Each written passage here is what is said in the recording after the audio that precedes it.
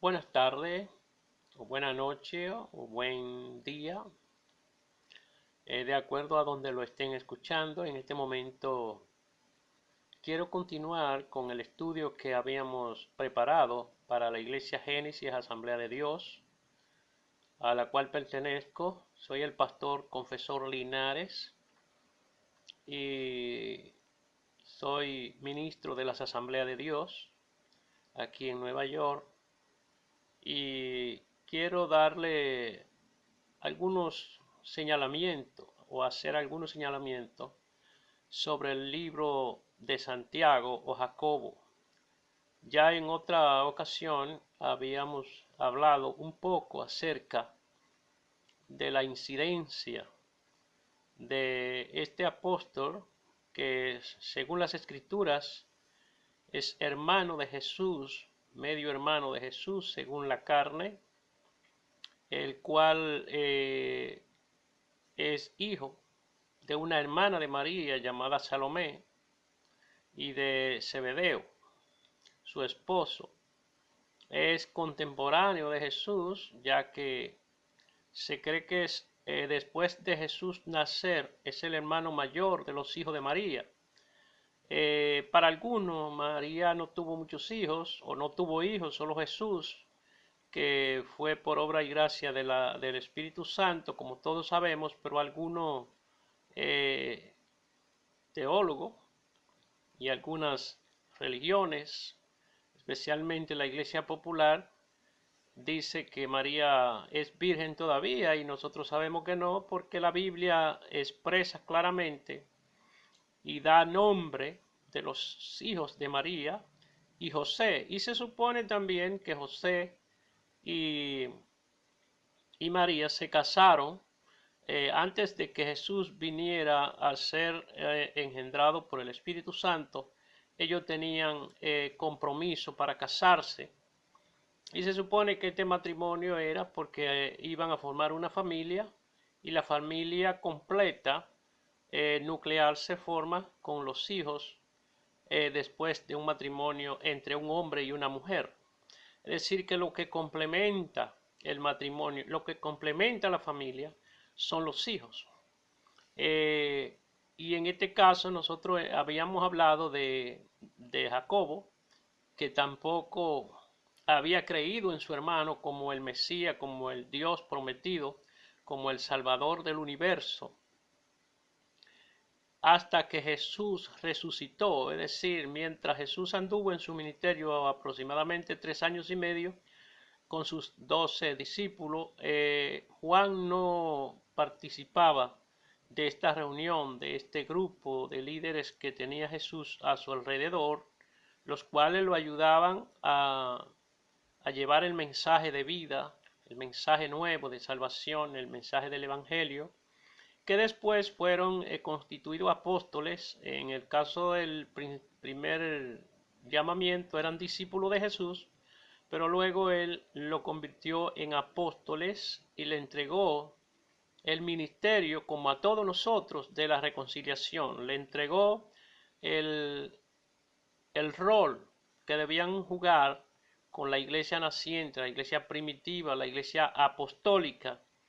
Pero Juan no formaba parte de estos discípulos, sino que después que Jesús resucitó, según la Biblia dice que se le apareció a ellos en diferentes lugares, especialmente en Marcos 6:3, dice que se le apareció el Señor a sus discípulos, de los cuales estaba Jacobo.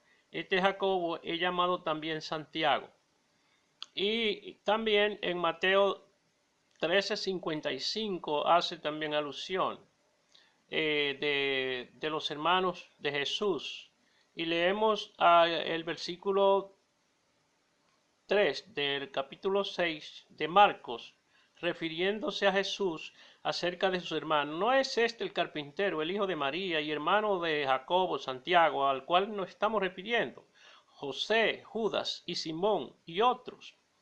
Además encontramos en la otra cita de Mateo 13:55 también, cuando hace alusión a los hijos de María y José, que son hermanos de Jesús y hablan del carpintero, porque a Jesús también le llamaban el carpintero por ser criado por José, el cual esa era su profesión en, en, en el sector donde se criaron y donde vivían. Es decir, que es importante aclarar que sí, María tuvo más hijos y uno de esos hijos fue Jacobo, que se le llamó también Santiago, o se le llama Santiago, y el cual el libro que él escribe lleva ese nombre, Santiago. Santiago, después que Jesús se le apareció a sus discípulos en varios lugares, en los 40 días que tuvo después de la resurrección, antes de ascender al cielo, él se reunió con todos sus discípulos y un grupo de más de 500 que le seguían antes de haber sido crucificado. Y dentro de este grupo se encontraba también Santiago. También en el libro de los Hechos dice que cuando después de Jesús haber ascendido al cielo, los discípulos se reunieron en el aposento alto y dice la Biblia que cerca de 500 o algunos 500, algunos dicen más de 500, se reunieron en el aposento alto para esperar la venida del Espíritu Santo, la promesa que Jesús le había hecho a sus discípulos, a sus seguidores, de lo cual le dio recomendaciones claras de que no se fueran de Jerusalén hasta que fueran investidos del poder de lo alto, es decir, llenos del Espíritu Santo. Y esto lo podemos encontrar en el libro escrito por Lucas, el doctor Lucas, en el libro de los Hechos de los Apóstoles, o el libro del Espíritu Santo, como también se le llama, en el capítulo 1 en adelante y 2. Pero el libro de los Hechos es un libro que habla en muchos sitios acerca del advenimiento, de las promesas, de las maravillas, de los milagros del Espíritu Santo, porque precisamente habla de los hechos, los acontecimientos, el trabajo que desarrollaron los apóstoles en Jerusalén y en diferentes partes de la tierra del Oriente, Palestina y etc. Entonces Jacobo, volviendo a Jacobo y ya continuando con la otra secuencia del estudio, habíamos hablado sobre la fecha del libro, que algunos lo dan como el 45 antes de Cristo, después de Cristo, por supuesto,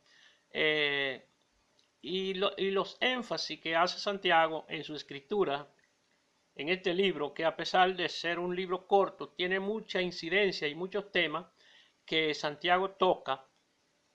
Y como habíamos hablado antes, él hace mucho énfasis sobre las obras, porque Santiago, como ustedes saben, ya habíamos hablado y en este momento estamos repitiendo lo que él no había sido de los discípulos de Jesús, por cuanto él no recibió una enseñanza directa del maestro, sino que la enseñanza que él tenía era sobre la ley, y después cuando aceptó al Señor, que se hizo un cristiano evangélico, que se añadió al grupo de los apóstoles, él tenía mucha doctrina sobre la ley, mucho conocimiento sobre la ley de Moisés, que es en la que los judíos creen y la que los judíos estudian y la que ellos guardan y obedecen. Entonces, Santiago era muy estricto con la ley, porque esto era lo que él había aprendido. Me llama mucho la atención porque también ustedes recuerdan que Saulo, el que hoy le llamamos Pablo, que escribió una 13 o 14 carta o libro del Nuevo Testamento, también era muy diestro en la ley antes de que fuera encontrado por Cristo camino a Damasco, después de Cristo haber resucitado.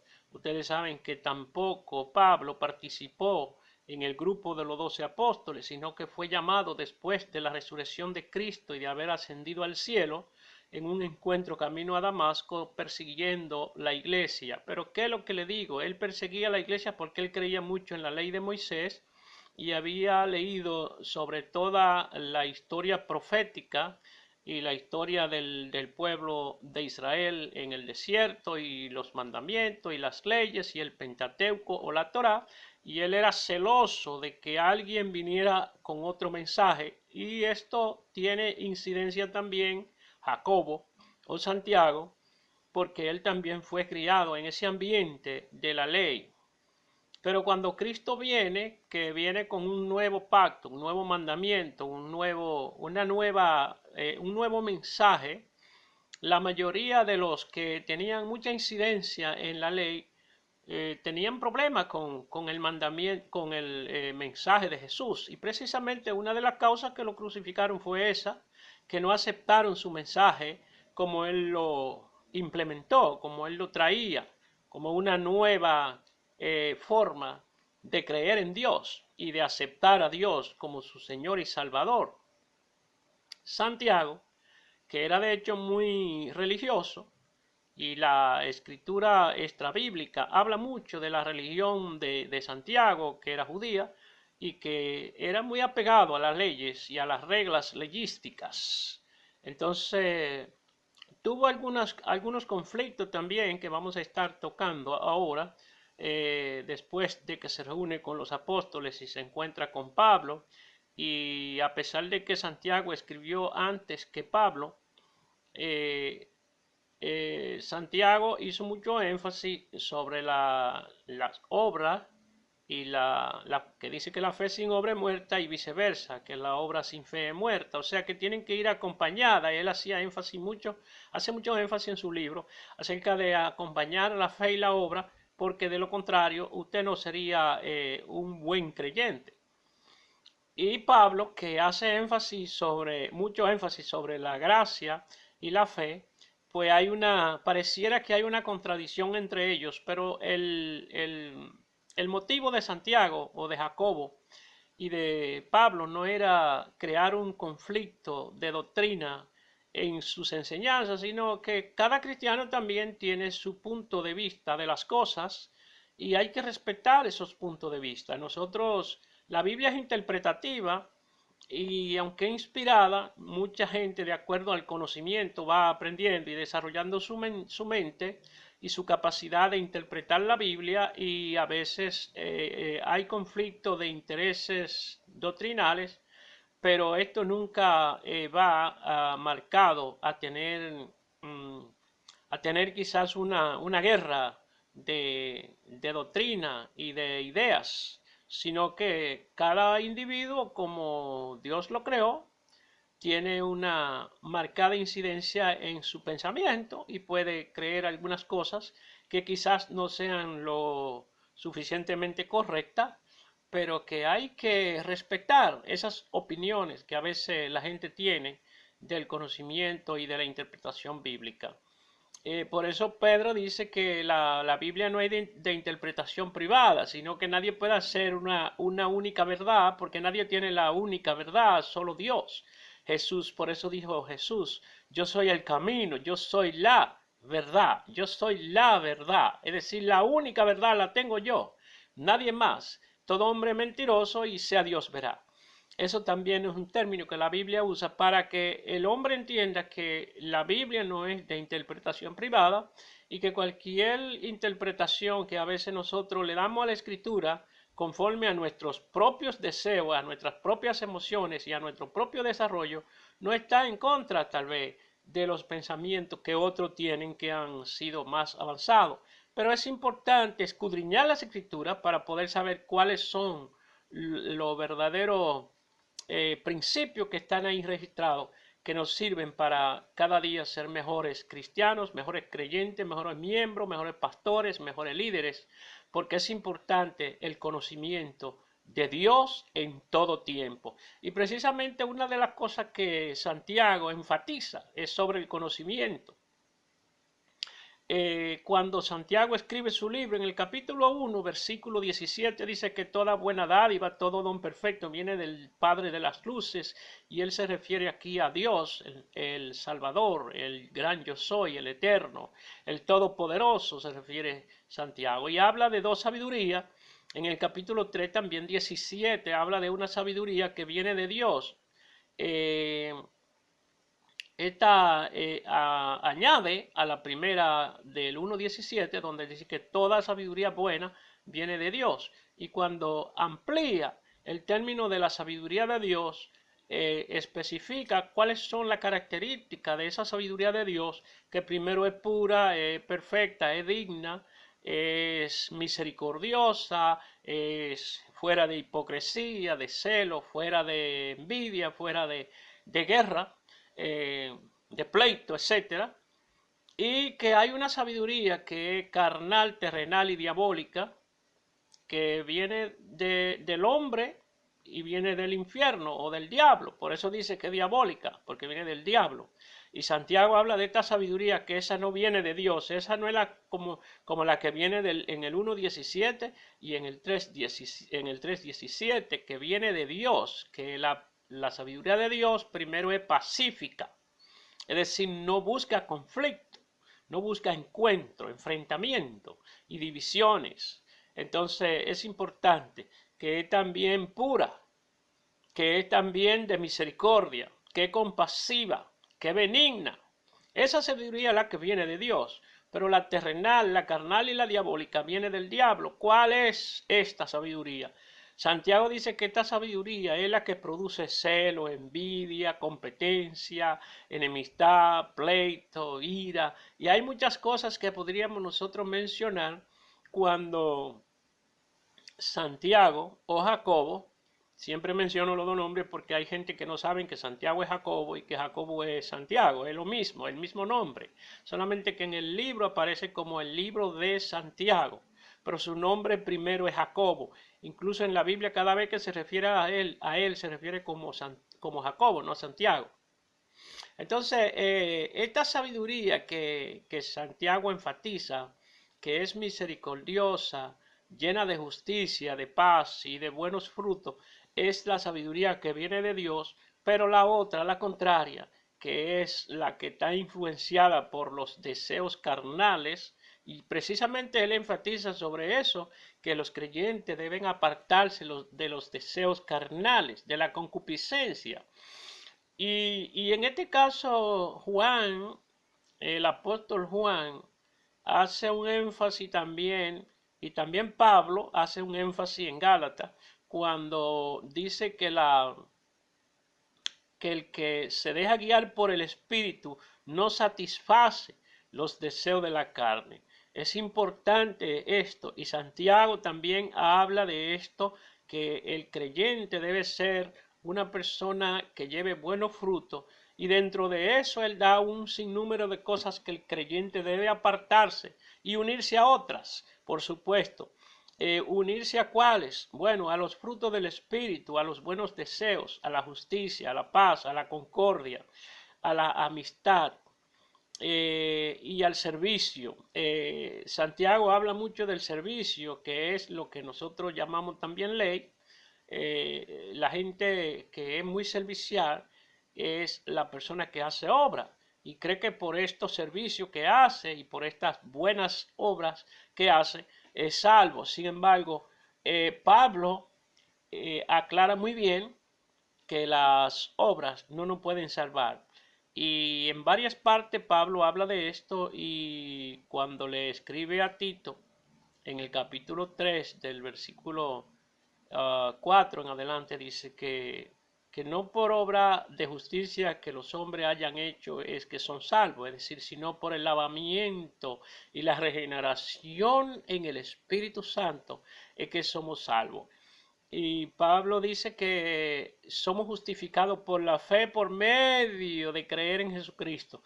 Esto sí es enfático de Pablo cuando en el capítulo 5 de 2 Corintios él dice que el que cree, el que acepta a Cristo se convierte en un nuevo creado. Pero también en el capítulo 10, 9 y 10 de Romanos dice que hay que creer con el corazón, confesar con la boca que Jesús es el Señor, el Salvador, el Dios del mundo, y que es el galardonador de lo que le buscan, que es el único Salvador. Y, y dice que hay que creer con el corazón. Esto tiene mucha incidencia también en el Antiguo Testamento cuando se le dieron las tablas de la ley a Moisés. en el primer mandamiento que Dios le da a los israelitas, le dicen, amará al Señor tu Dios con todo tu corazón. No dice con toda tu fuerza primero, ni con toda tu mente, ni con... No, él dice primero con todo tu corazón, con toda tu alma, con todo tu espíritu, con todo tu cuerpo, con la fuerza, con el intelecto, con todo lo que tú posees, que Dios te dio, perdón, tú tienes que amar a Dios primero. Y en Mateo 6:33 dice, busca primero el reino de Dios, es decir, siempre se va a enfatizar los principios de Dios, obedeciendo a Dios primero en todo. Es importante que nosotros podamos entender las escrituras y cómo establecer los principios eternos que están registrados en ellas y que son inspirados por el Espíritu Santo y que han sido escritos y guardados para nuestra vida mejor, para ser mejores creyentes, para ser mejores líderes, mejores padres, mejores amigos, mejores hijos, etc. Es importante, mejores esposos. Y las escrituras están llenas de consejos que son muy buenos para los creyentes que creen en las escrituras y que estudian las escrituras. Es importante que nosotros pongamos énfasis en las escrituras porque ellas mismas en muchísima parte del Nuevo Testamento como del Antiguo Testamento hablan de la importancia del conocimiento de Dios a través de esas escrituras que nos han sido entregadas. Y Santiago hace mucho énfasis en esa importancia de diferentes aspectos que él menciona. Por ejemplo, él habla de las pruebas, que es importante ser probado y que esto no es una opción, sino que las pruebas son un producto de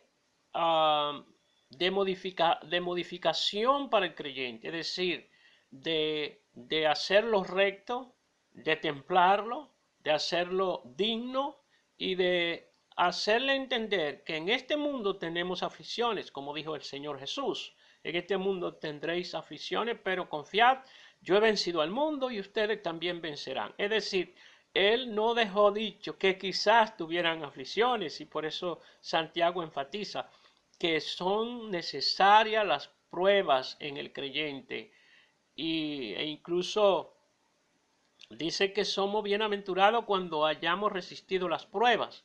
En el 5:12 de Santiago dice que bienaventurado el varón que soporta la tentación, porque cuando haya resistido, aquí él hace una liga de la prueba y la tentación que no son la misma, pero ustedes saben que en las traducciones bíblicas, como han pasado de tanto idioma a otro, a veces se traducen cosas que son iguales, pero que se escriben como iguales, indistintamente es el término que se utiliza, pero no es la misma cosa. Por ejemplo, cuando se escribe en la Biblia adulterio y fornicación, no son la misma cosa. En este caso,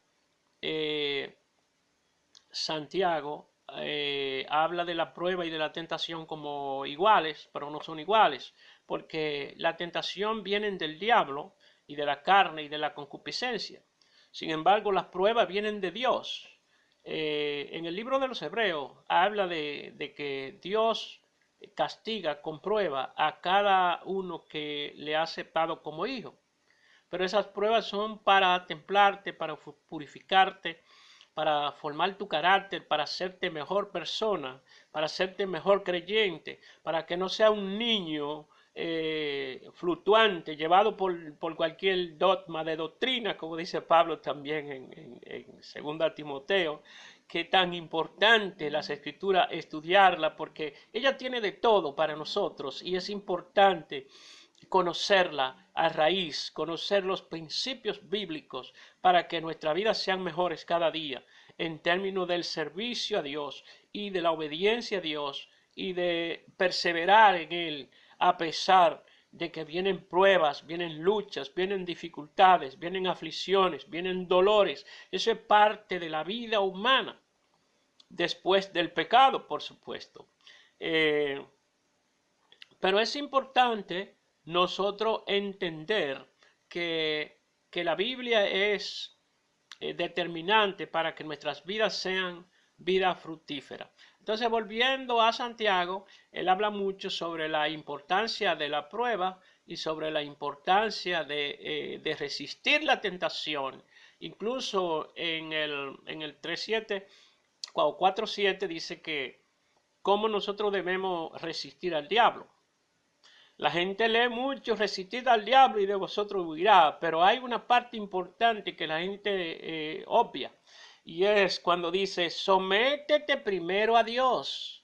Después que te somete a Dios, entonces puedes resistir al diablo. Sin estar sometido a Dios, nadie puede resistirse al diablo, porque el diablo es poderoso. No es todopoderoso, por supuesto que no.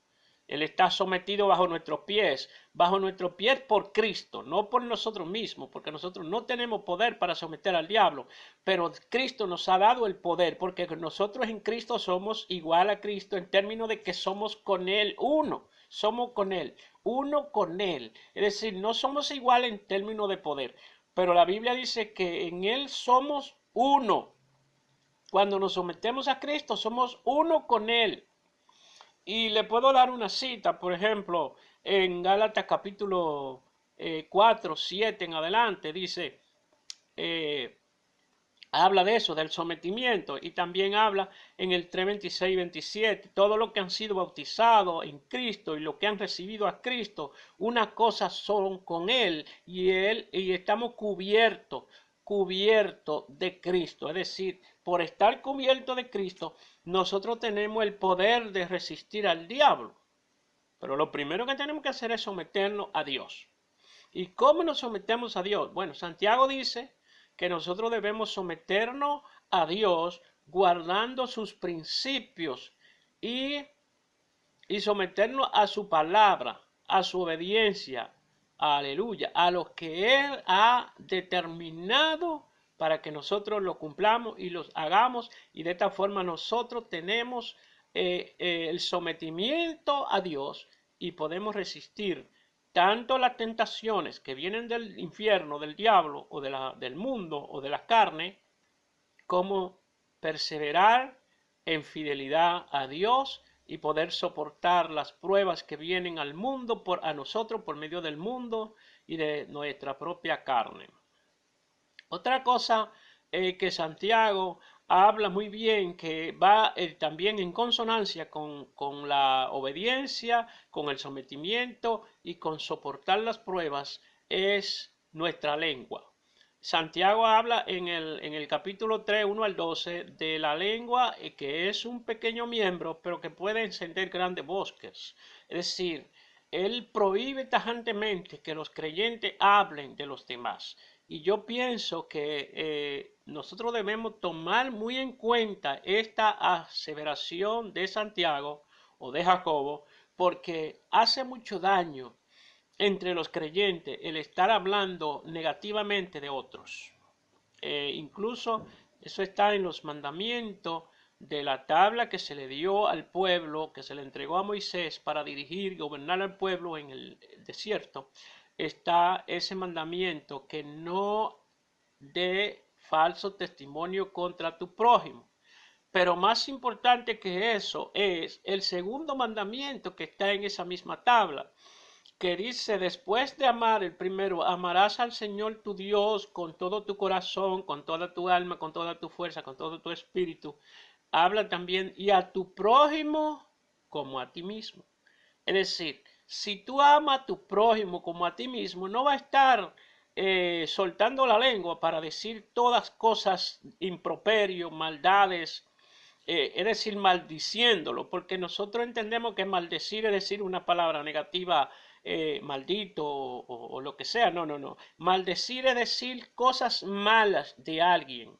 Y eso Santiago lo prohíbe en el capítulo 3, del 1 al 12. Dice que nuestra lengua debe ser controlada para que no encienda fuego. Porque muchas veces nosotros hablamos de nuestros hermanos y el otro viene y nos cuenta una segunda opinión, y el tercero viene y nos cuenta una tercera opinión, y se distorsionan los mensajes, y cuando llegan a nosotros vienen a herirnos. Entonces nosotros debemos cuidar de no ser heridos por nuestros hermanos, sino soportarnos llevando la carga del uno al otro en unidad en el espíritu, como dice Pablo en Efesios capítulo 1 y 2, que nosotros debemos llevar nuestra carga, cada uno ayudar al otro con su carga y soportándonos los unos a los otros. Y si yo hago algo malo, pues llámame a consejo, ora por mí. Y ese es el consejo del apóstol Santiago en su libro, en el capítulo 3. Dice que nuestra lengua debe ser controlada, no darle suelta o rienda suelta, que debemos ser hacedores de los principios de Dios, no solamente oidores de la palabra, porque es bueno obedecerla, oírla, pero ponerla por práctica. No olvidadizo, dice Santiago, no oidores olvidadizos, sino hacedores, poniendo por obra la palabra bien plantada, bien enseñada, que Dios nos ha entregado. Es importante eso. Entonces, cuando nosotros hablamos de todos los temas que Santiago habla aquí,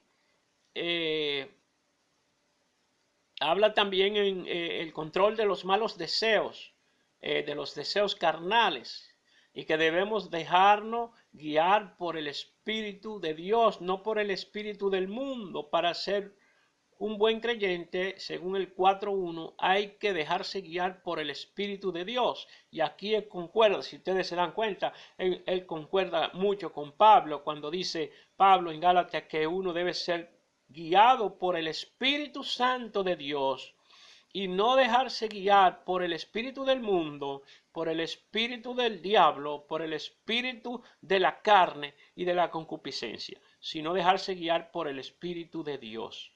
Entonces, es importante que nosotros salgamos de esa línea de hombres a los cuales Pablo menciona tres tipos de hombres que también concuerdan con Santiago en términos de romper con los deseos carnales y dejarse guiar por el Espíritu de Dios, no por el espíritu del mundo. Aquí Santiago concuerda con Pablo cuando Pablo dice en 1 Corintios capítulo 2 del 13 al 14 que hay tres tipos de hombres. Un hombre carnal, un hombre espiritual y un hombre natural. El hombre natural es aquel que todo para él lo que existe es la naturaleza, no existe Dios. Todo se creó del boom, como dicen por ahí los científicos, o del boom bang, o del bing bong, no sé cómo usted le quiera llamar, pero no es así. Dios es el creador del universo y de todas las cosas que existen. Amén. Él es el dueño del universo y Él lo creó por medio de la declaración de la palabra, y a nosotros nos hizo con sus propias manos. Así que somos hechura de Dios. No somos criatura de Dios, sino hechura de Dios. Nos hizo con sus propias manos. Y Él quiere que seamos espirituales, no carnales ni naturales. El hombre natural no puede entender las cosas de Dios, porque las cosas de Dios hay que entenderlas espiritualmente, no carnalmente. Entonces, por eso Pablo dice, el hombre carnal o el hombre natural no puede entender las cosas de Dios. ¿Cuál es el hombre carnal? Bueno, aquel que todo lo que le importa son sus deseos, cumplir sus deseos, no los deseos de Dios, sino los deseos que están plasmados en su cuerpo por medio del pecado y de la contaminación de la carne. Es importante que nosotros también definamos claro cuál es el hombre natural, cuál es el hombre carnal y cuál es el hombre espiritual, que ya hemos hablado de eso a grandes rasgos. El hombre espiritual es aquel que habla Pablo en Gálatas 5 y precisamente que está impregnado de los frutos o del fruto del Espíritu. Algunos dicen los frutos, algunos dicen el fruto, pero como usted lo quiere entender, el fruto del Espíritu, que es amor, gozo, paz, paciencia, benignidad, bondad, fe, mansedumbre, templanza, y la Biblia dice que contra tales cosas, es decir, todo el que guarda eso, no hay ley. No existe ley para esa persona que cumple con todo eso, porque ya eso es el completo de la ley, el complemento, lo supremo de la ley, guardar todo eso, estar lleno de amor, de paz, de paciencia, de bondad, de mansedumbre, de templanza y de todas esas cosas. Es importante. Entonces, Santiago habla también en el capítulo 5, del 1 al 6, del cuidado de la riqueza, porque estamos hablando de Santiago mayormente. El énfasis es sobre el libro de Santiago. Y este énfasis, él dice que los peligros de la mala administración de la riqueza. Bueno, yo interpreto que Santiago, cuando habla aquí de de la riqueza como mala, es de la mala administración, porque precisamente Dios nos hizo a nosotros ricos, Él se hizo pobre para hacernos ricos de todo. Y él es nuestro Padre y Él es el dueño de todas las cosas. Y si Él es el dueño de todas las cosas y nosotros somos sus hijos por naturaleza, por herencia y por adopción, como yo lo explico a veces en los estudios y en los mensajes, tenemos tres categorías de hijos de Dios cuando nosotros somos creyentes. Y si tenemos esas tres categorías de hijos, pues entonces es importante que nosotros sepamos que somos herederos de todo lo que Dios tiene. Y Dios nos ha hecho sus hijos para heredar todo lo que Él tiene. Y dentro de eso no es solamente el reino de Dios, el reino de la tierra también, los poderes de la tierra, la economía de la tierra.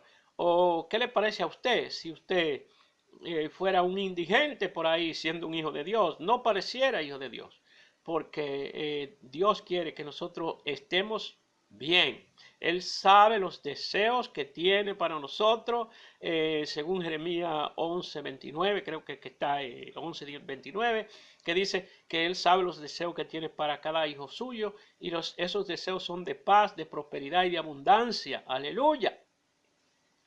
Así que es importante que cuando hablamos de la riqueza, digamos de la buena administración de la riqueza. Usted puede ser rico, rico en términos de posesiones económicas, pero debe ser un buen administrador y también darle la prioridad a Dios en todo. Es decir, como dice, como dice el apóstol Mateo en el 3:33 de su libro, que debemos buscar primeramente el reino de Dios. Es una transcripción directa de Cristo, que le dijo a sus discípulos y a los que le oían que debían buscar primeramente el reino de Dios y su justicia, y que las demás cosas, y cuando se refiere a las demás cosas, se refiere a las riquezas, a las posesiones económicas, todo lo que tú necesitas, incluyendo la salud. Todo eso viene después de buscar el reino de Dios y su justicia y obedecer la palabra de Dios a toda verdad. Es importante esto. Y ya concluyendo, queremos hacer acopio de la importancia de, aleluya, de manejar bien la paciencia. Sí, manejar bien la paciencia. El 5:7 al 12 de Santiago dice que nosotros debemos ser pacientes, y aquí volvemos a empatar o a unir los dichos de Pablo cuando habla del fruto del Espíritu. Y hace también la importancia, que me gusta mucho esta parte que hace Santiago, de cooperar con los hermanos y con aquellos que se han debilitado, darle fortaleza, aleluya, tener misericordia de los perdidos, de los enfermos. Y aquí en el capítulo 5, Santiago habla mucho de la recuperación y de la restauración de los perdidos y de los hermanos que se descarrían.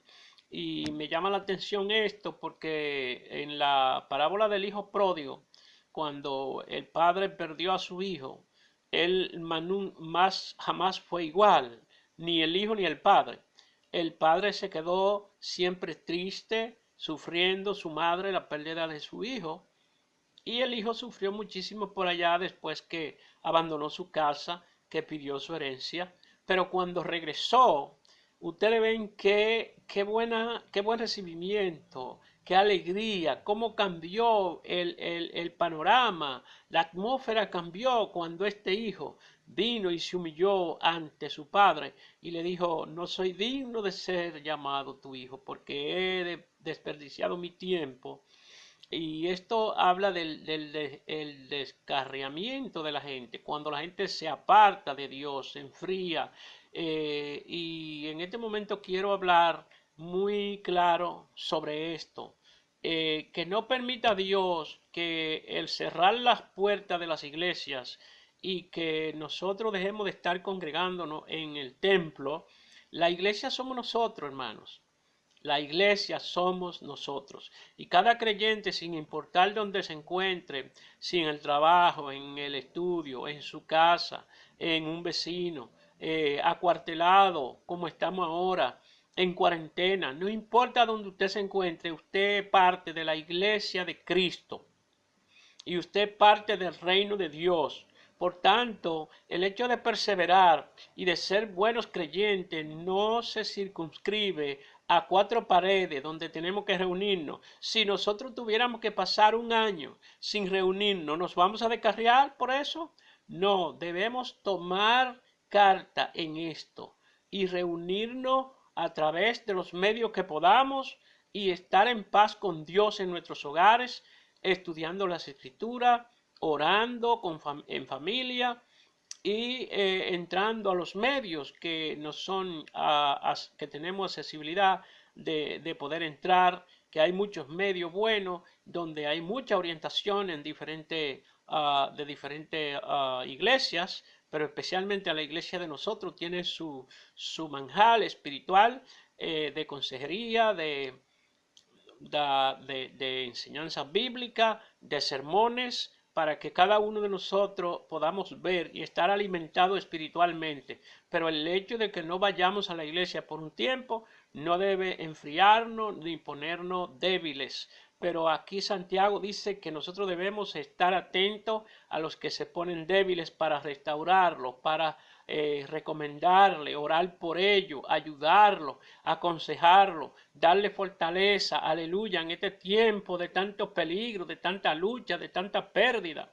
¿Cuántas personas han perdido a sus familiares? ¿Cuántas personas están angustiadas en su casa y sin poder ir a las iglesias para que los pastores le den un mensaje de aliento? Pero recordemos nosotros que Dios siempre está con nosotros. Él nos consuela, Él personalmente nos consuela, pero nosotros debemos también consolarnos unos a otros y ayudarnos unos a otros en términos del crecimiento y de la perseverancia y de la humillación, de la obediencia a Dios y de guardar los principios establecidos en la palabra para ser mejores creyentes cada día.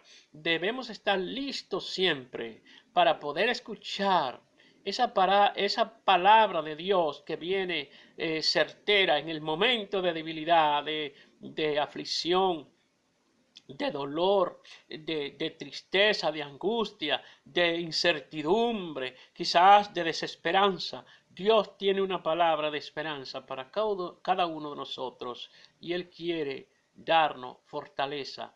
Él nos dio una promesa que no puede ser violentada porque Dios se compromete con lo que dice. Y Él dijo, yo estoy yo estoy con ustedes todos los días hasta el fin. No importa lo que estén pasando, no importa lo que venga, no importa la tristeza, no importa la angustia, no importa el dolor, no importa la pérdida que tengamos. Él sigue estando con nosotros y Él es nuestro ayudador, Él es nuestro consolador, Él es nuestro salvador, Él es nuestro sustentador, Él es que nos sustenta. Él es quien manda el pan. Él escogerá cuervos para que envíen, aleluya, a aquellos que tienen necesidad porque no tienen trabajo, porque no tienen economía, porque se les terminó la economía en este tipo de problema que se ha presentado, que nadie tiene control, solo Dios. Los gobiernos no pueden controlar esta situación, pero nosotros sabemos que tenemos un Dios poderoso que tiene todo poder, toda autoridad, todo dominio y que Él sigue gobernando el universo. Aleluya, Él sigue con nosotros y seguirá con nosotros, a pesar de que estemos un tiempo más fuera de las cuatro paredes de nuestro templo. Dios está con nosotros y nos auxilia en los momentos de tristeza, de angustia, de dolor, de pérdida, de sufrimiento, aleluya, de duelo. Él está con nosotros para apoyarnos. Su espíritu nunca se apartará de nosotros. Así que Dios le bendiga, le amo mucho, bendigo a todos los hermanos que puedan escuchar este estudio, esta reflexión, y especialmente a lo de mi iglesia, la iglesia Génesis, Asamblea de Dios. Dios le bendiga, el pastor Linares. Amén.